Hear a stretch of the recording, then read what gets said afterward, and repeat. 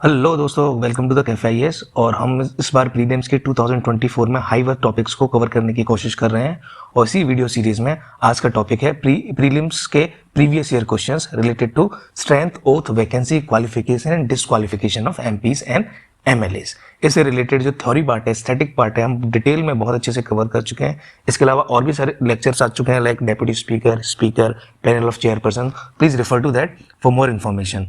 सो without wasting any time, आज के previous year questions को शुरू करते हैं।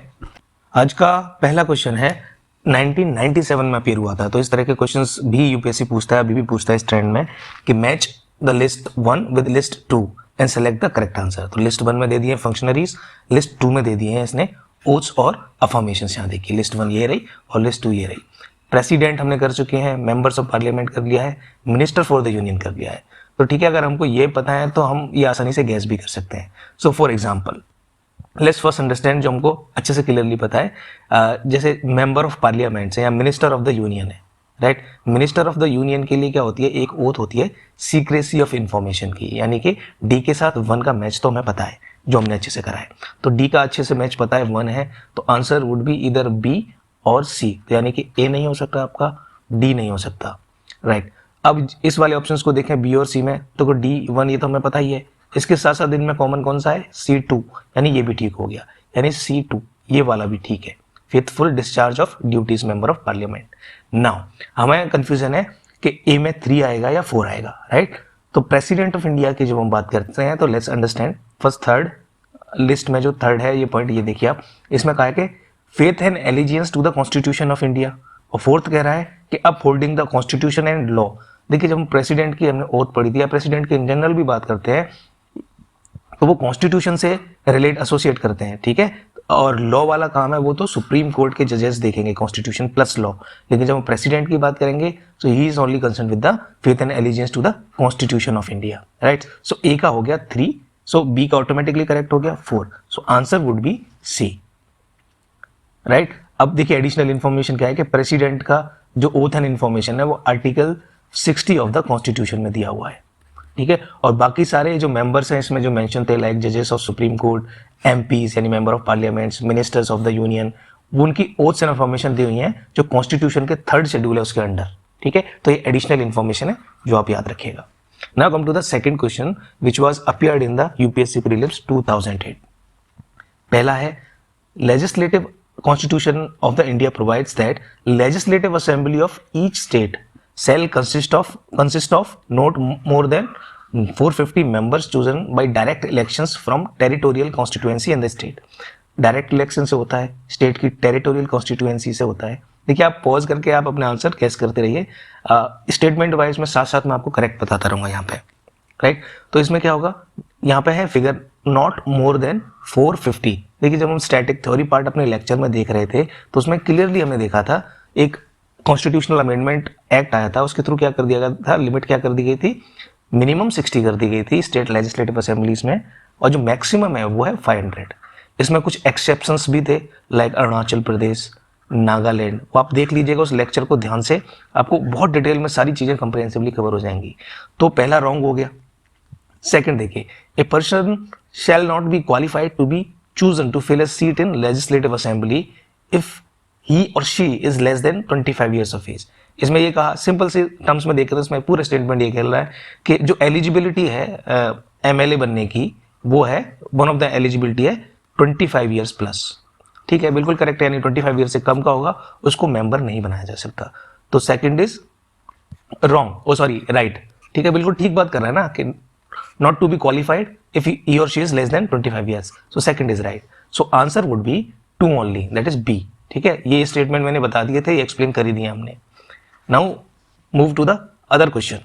वो क्या है, 2020 में ये क्वेश्चन आया था यूपीएससी के में। पहला स्टेटमेंट देखें, according to the constitution of India, person who is eligible to vote can be made a minister for 6 months even if she और he is not a member of legislature, ठीक है। तो यानी कि कोई भी मेंबर अगर एलिजिबल है वोट करने के लिए, उसको मिनिस्टर बनाया जा सकता है एटलीस्ट 6 months के लिए, भले ही वो इलेक्शन जीता हो या ना जीता हो, एमएलए बनाओ या ना बनाओ, ठीक है, बनाया जा सकता है। लेकिन इसमें एलिजिबिलिटी की कंडीशन क्या है, 25 ईयर्स लोअर हाउस के लिए।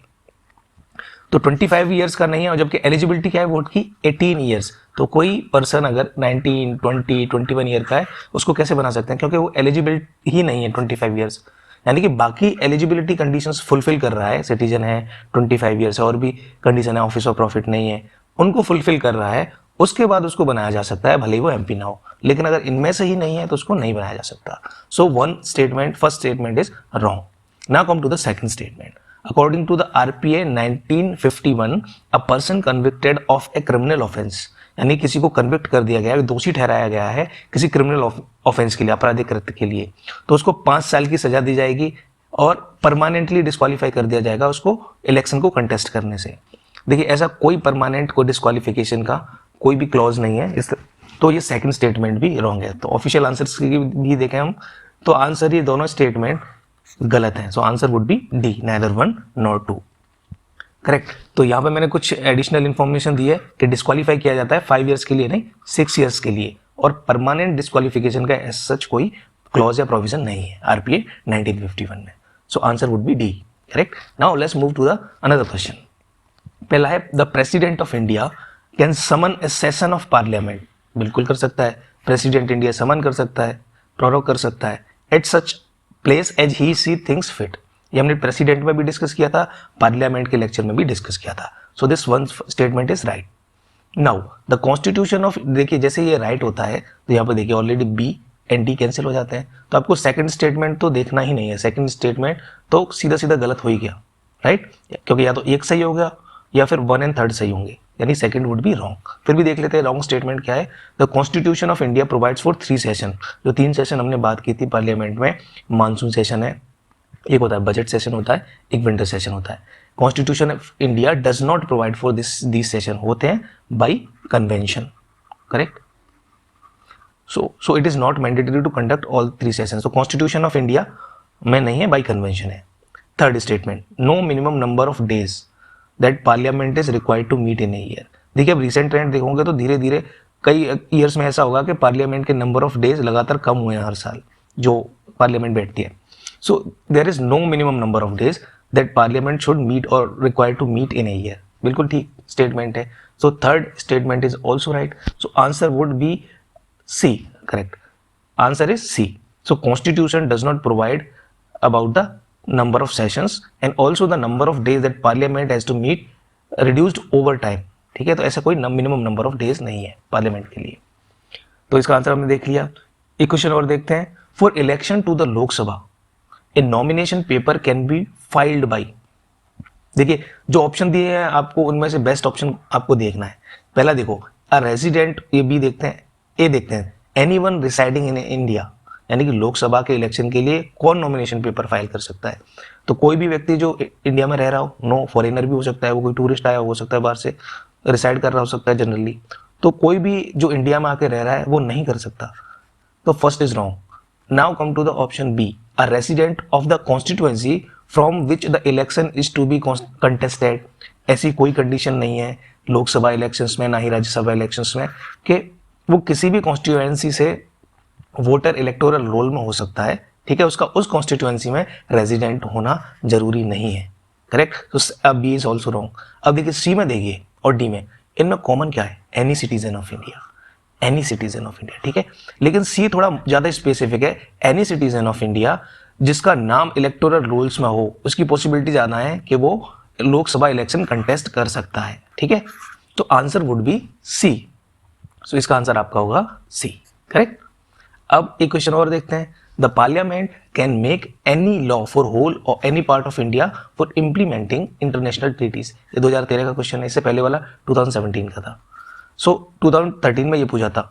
तो कोई भी इंटरनेशनल ट्रीटी हो, लॉ हो, उसके लिए देखो प्रेसिडेंट के में जब हम कर रहे थे लेक्चर में उसमें भी हमने देखा था थोड़ा सा, लेकिन आप इसको अच्छे से समझ लो, अच्छे से याद कर लो कि अगर इंटरनेशनल ट्रीटी को अप्लाई करना है, उसको बेसिस पे कोई लॉ बनाना है, तो पार्लियामेंट की अथॉरिटी होती है, वो बना सकती है और होल ऑफ द इंडिया या एनी पार्ट ऑफ इंडिया किसी भी जगह इंप्लीमेंट किया जा सकता है इंटरनेशनल ट्रीटी को। उसके लिए किसी भी कंसेंट की जरूरत नहीं होती। So with the consent of all the state no, majority of state no, with the consent of state consent no, without the consent of any state. So कोई कंसेंट की जरूरत नहीं है। So answer would be D. So इसका आंसर होगा आपका D. अब एक और है question, the legislative council of state in India can be larger in size. ठीक है, पहला स्टेटमेंट आप पढ़िए, इसका सिंपल मतलब ये है, पॉज कर लीजिए, इसका सिंपल मतलब ये है कि इसमें ये कहा गया कि जो स्टेट लेजिस्लेटिव काउंसिल है वो उनकी स्ट्रेंथ जो स्टेट लेजिस्लेटिव असेंबली है उनकी हाफ से ज़्यादा हो सकती है, ये स्टेटमेंट कह रहा है। लेकिन एक्चुअल में जो हमने देखा था जब लेक्चर्स हम देख रहे थे थ्योरी पार्ट, उसमें क्लियरली कहा है कि 1/3 जो स्ट्रेंथ है स्टेट लेजिस्लेटिव असेंबली की उससे ज़्यादा नहीं हो सकती स्टेट लेजिस्लेटिव काउंसिल की। ठीक है, तो पहला रॉन्ग हो गया। दूसरा, governor of state nominates the chairman of legislative council. ठीक है, तो लेजिस्लेटिव काउंसिल होती हैं, लेजिस्लेटिव असेंबलीज होती हैं, इसका चेयरमैन और असेंबली के स्पीकर्स, इन दोनों को इलेक्ट किया जाता है among the members state level पे। तो गवर्नर नॉमिनेट नहीं करते, तो सेकंड इज रॉन्ग। ठीक है, ये भी हमने अच्छे से पढ़ा था। तो answer would B neither 1 not 2। देखिए यहाँ भी मैंने मेंशन कर दिया कि मैक्सिमम क्या हो सकती है 1/3। और द पर्सन, ये पहले स्टेटमेंट के लिए इंफॉर्मेशन, ये सेकंड स्टेटमेंट के लिए कि दैट पर्सन ही और शी इज इलेक्टेड, राइट। अब एक और क्वेश्चन है, it's union territories are not represented in the Rajya Sabha. बहुत सी यूनियन टेरिटरीज हैं, 3-4 यूनियन टेरिटरीज हैं जिसको रिप्रेजेंट किया जाता है। फॉर एग्जाम्पल दिल्ली है, पुडुचेरी है, इनको रिप्रेजेंट किया जाता है। कौन सी यूनियन टेरिटरीज हैं, उनकी स्ट्रेंथ कितनी है राज्यसभा में वहाँ से एमपीज की, वो भी हमने एक डिटेल में डिस्कशन लेक्चर्स वीडियो में कर लिया है, प्लीज रिफर टू दैट। तो 1 इज करेक्ट, 1 करेक्ट होते ही second is wrong. Okay, 1 is not correct, not represented बोल रहा है ना, हमने कहा कि रिप्रेजेंट की थी करी जाती हैं। तो first statement is wrong, A is wrong, C is wrong. तो या तो 2 and 3 होगा आंसर या नन ऑफ दीज होगा। अब देख लेते हैं थर्ड में, according to the constitution of India the parliament consists of Lok Sabha and the Rajya Sabha only. बिल्कुल गलत है। जब हम पार्लियामेंट शुरुआत ही कर रहे थे, पार्ट 1 देखिए लेक्चर का, parliament consist of Rajya Sabha, Lok Sabha and president. President is integral part of the parliament, right. तो आंसर आपका क्या होगा, नन ऑफ दीज, क्योंकि पहला गलत हो गया था आपका, थर्ड गलत हो गया, तो फर्स्ट रॉन्ग करते हो आप और थर्ड रॉन्ग करते हो, तो you are left with only 1 option, that is D, none of these. फिर भी आप देख लीजिए सेकंड वाला जो है, it is within the purview of the chief election commissioner to educate the election disputes. Election disputes होंगे, उसमें इलेक्शन कमीशन ऑफ इंडिया की या फिर चीफ इलेक्शन कमिश्नर की एडवाइस ली जा सकती है, but they will be under the purview of higher judiciary, that is high court and supreme court. ठीक है, तो सेकंड स्टेटमेंट भी गलत है। So answer would be D, none of these.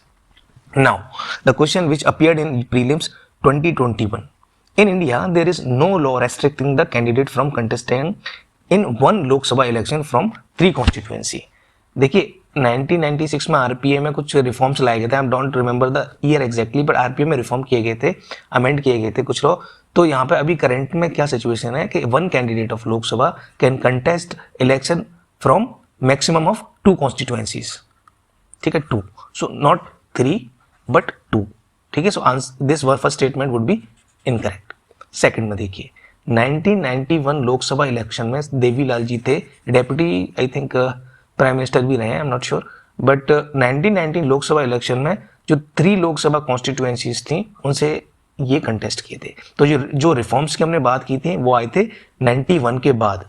ठीक है, तो ये बिल्कुल ठीक स्टेटमेंट है, वैसे उन्होंने कंटेस्ट किया था 3 कॉन्स्टिट्यूएंसीज पे। Now comes to the third statement, as per the existing rules, if a candidate contest in one Lok Sabha election from many constituency, many का मतलब यहाँ पे maximum 2 है, his her party should bear the cost of by election. No, जो election की cost होती है वो बियर कौन करता है, election commission of India bear करता है। ठीक है, तो ये वाला भी गलत होगा, ये वाला स्टेटमेंट भी गलत हो गया। सो answer would be 2 only, correct. तो ये हमने यूपीएससी के काफ़ी सारे क्वेश्चंस देख लिए हैं related to that topic, oaths, vacancy, disqualification, qualification, parliament के कुछ बेसिक्स पे। बाकी और सारे प्रिसाइडिंग ऑफिसर से रिलेटेड लेक्चर्स, प्रीलिम्स ईयर्स के क्वेश्चन है वो भी कवर हो चुके हैं। Please refer to the polity playlist और the polity high worth topic playlist, किसी भी प्लेलिस्ट को आप रेफर कीजिएगा, आपको बहुत सिस्टमेटिक तरीके से अब तक जो भी कवर हुए टॉपिक आपको मिल जाएंगे विद PYQs। तो तब तक के लिए पढ़ते रहिए, अपनी स्पिरिट को हाई रखिए और हाई वर्थ टॉपिक करते हैं। मिलते हैं अगली वीडियो में। कैफे IAS में बने रहने के लिए, वीडियो देखने के लिए बहुत बहुत धन्यवाद। Thank you.